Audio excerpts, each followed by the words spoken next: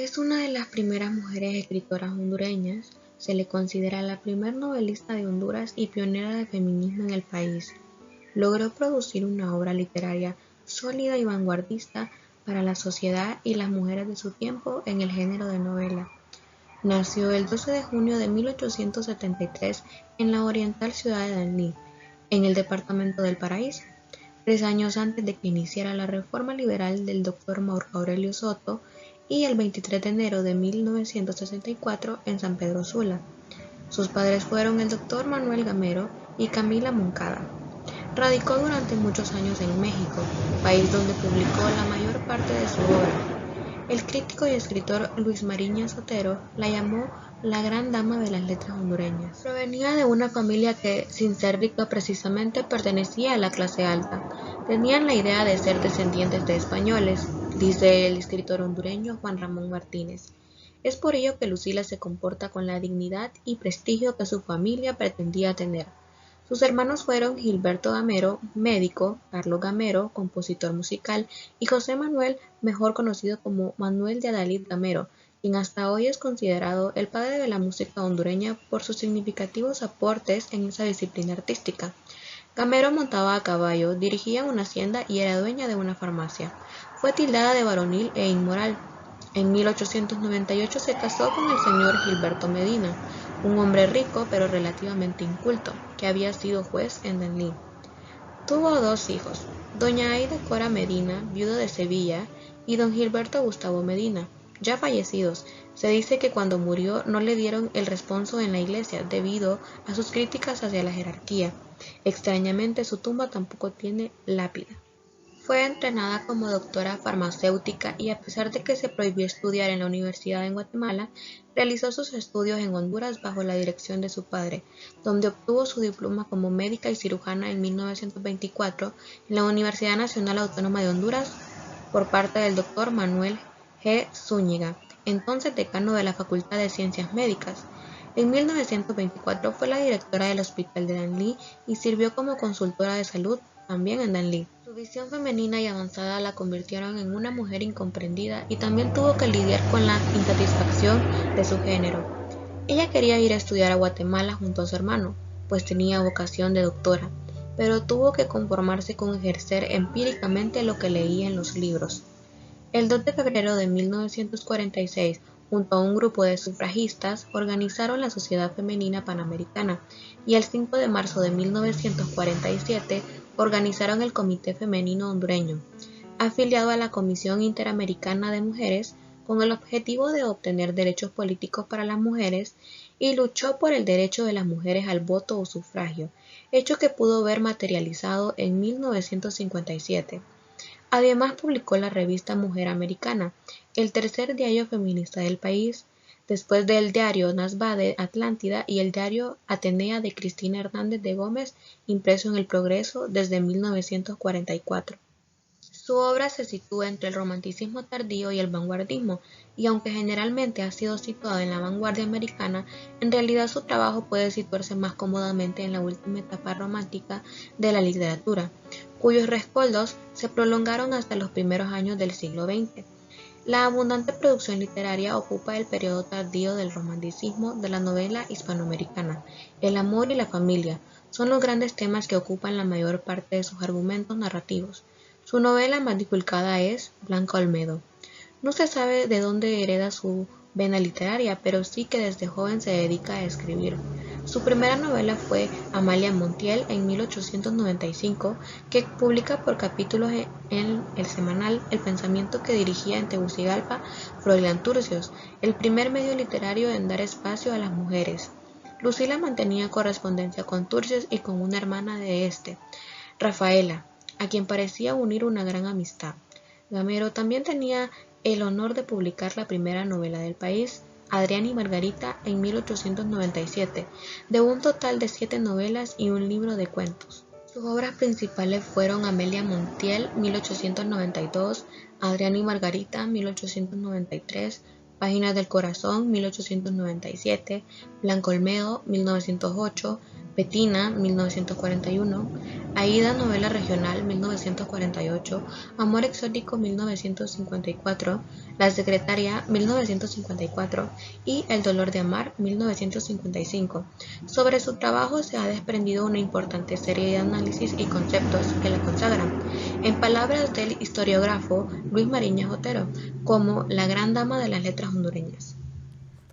En 1908 se publicó su famosa novela Blanco Olmedo, que ha hecho llorar especialmente a la audiencia joven. También se publicó una segunda edición en 1933 y una tercera en 1954 y la reciente en 1972. Parece que ha habido también ediciones clandestinas. Blanco Olmedo es quizás, junto con Presión Verde y Cipote de Ramón Amaya Amador, una de las obras más leídas por los hondureños de todos los estratos sociales y académicos.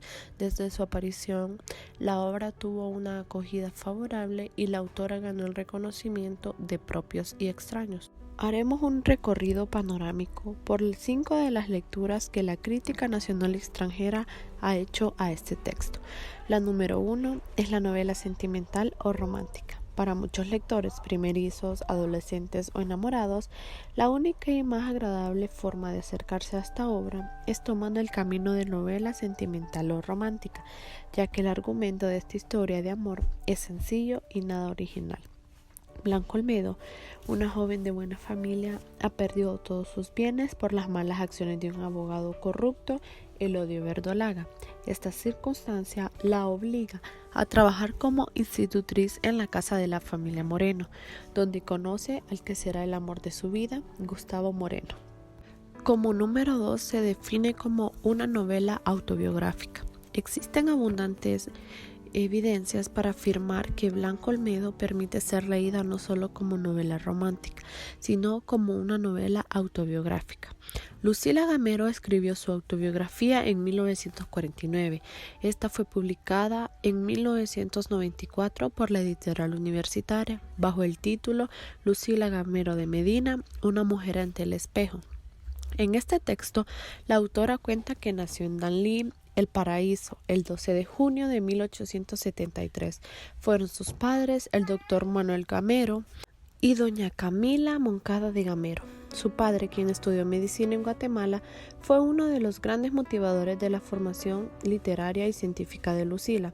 Sabemos además que la escritora se casó en 1897 con Gilberto Lorenzo Medina, rico hacendado de Danlí, 11 años mayor que ella, sin formación cultural, pero con el mérito de no haberse opuesto a la vocación literaria de su esposa. En su autobiografía, la autora brinda interesantes datos de su vida que se convierten en claves importantes para la lectura de Blanco Olmedo. Para el caso, hace referencia a los conflictos que obligaron a su familia a abandonar su natal Danlí y exilarse a Olancho. Por algún tiempo, elemento que se verá reflejado en la obra. El elemento autobiográfico que resulta más relevante en la novela es la caracterización intelectual, religiosa, filosófica y política de Blanco Olmedo. En su autobiografía, Lucila se preocupa por autodefinirse, así como en la novela Blanca se confiesa mediante el recurso del memorándum o diario. Lucila se autodefine como librepensadora. Blanca igualmente se autodefine como una joven librepensadora y demuestra a lo largo de la obra su actitud rebelde hacia las prácticas religiosas de la familia Moreno. También se puede definir como una novela experimental. Esta obra puede ser leída como una novela experimental, ya que su estilo no obedece a un patrón narrativo tradicional, más bien refleja un intento de revolucionar los parámetros conocidos. Un intento porque si examinamos las variantes narrativas descubrimos que la autora no logró manejar una auténtica multiplicidad en las voces narrativas, pues en cada una de ellas percibimos las mismas técnicas y, lo que es más interesante, la misma actitud ante lo narrado.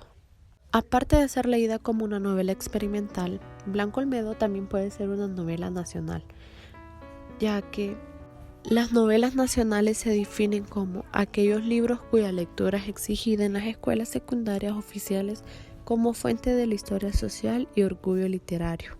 Como último punto, pero no menos importante, se define como una novela de crítica social. Hemos mencionado anteriormente que Lucila Gamero hace fuertes críticas al sistema de justicia o injusticia imperante en el país, así como a la corrupción con que se maneja dicho sistema. Sin embargo, subrayaremos el hecho de que uno de los sectores más criticados en la obra es la institución religiosa católica. Es importante señalar que Blanco Olmedo no es antirreligiosa ni atea, ni mucho menos hereje. Sin embargo, podría ser anticlerical, por cuanto pone en evidencia algunas debilidades de ciertos representantes del clero. Después de todo este panorama, Blanco Olmedo es la obra de una mujer admirable, de una escritora ambiciosa y de una hondureña visionaria.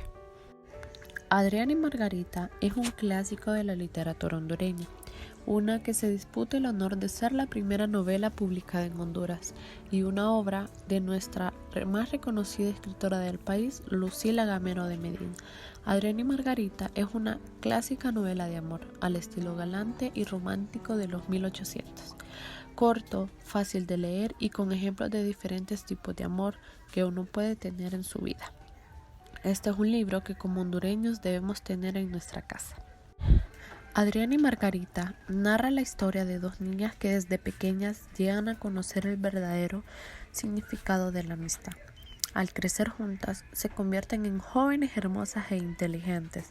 Sin embargo, la tragedia y muerte llegará sin sospecha antes de que ambas se den cuenta.